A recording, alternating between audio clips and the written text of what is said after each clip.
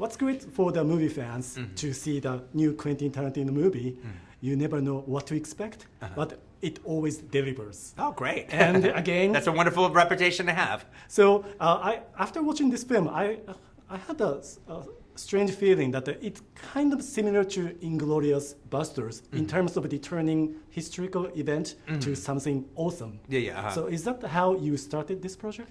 Yeah, it kind of was. It sort of was. There was this aspect of it sort of kind of being in my mind of minds. The third of my historical. I would say it's the third film in my historical trilogy, where I take something from a disturbing aspect from the past and then do a fantasia about it. You have the affection to this era. Yeah. So why you waited this long? I don't know. I think it actually literally is one of those situations where it's a cliche, but it's actually a cliche that kind of works each thing in its own time. Because I came up with this idea maybe even more than 5 years ago. Now, I don't think before this time, I always thought it would be it'd be fun to make a movie about making movies or a movie about Hollywood. But there was always something I wanted to do later. That wasn't like something I necessarily needed to do like in 99 or 2004 or something like that. So when I came up with the idea, I was more interested in exploring it than just getting together and just shooting it. So it was a situation where I kind of came up with the characters and kind of came up with the idea, but not in any hurry, and just letting them build and build and build until it came time for them, which was kind of about 2 years ago, for them to say, okay, now it's our time. And then I kind of let go of the wheel, and then they take the wheel, and away we go.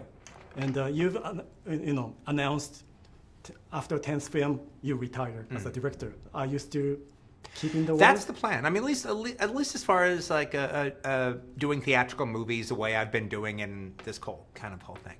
I could do a TV movie. I could do TV shows. I intend to do much more film writing and maybe even writing theater. What does it take to change your mind?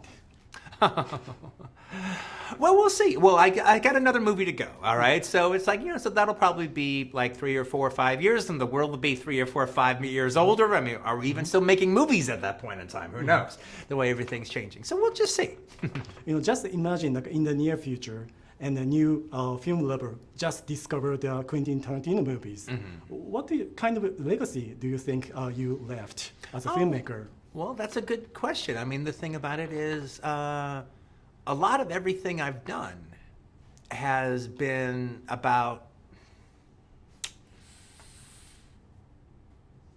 I guess it's been about the legacy, but I think legacy is, but there's ego almost tied to legacy. I would think it's more about the filmography. The filmography. I mean, everything I've done has been about the filmography. So the films are very, very important, but it's also how they stand with each other. And when you look at them as an entirety, and maybe think of them as a train with a bunch of boxcars attached to it. And right now, I'm very, very proud of all those boxcars. I would ride in any single one of them, and I think they will all, I think they will stand, as far as I'm concerned, the test of time. And that's kind of the idea of why to kind of little by little end the show.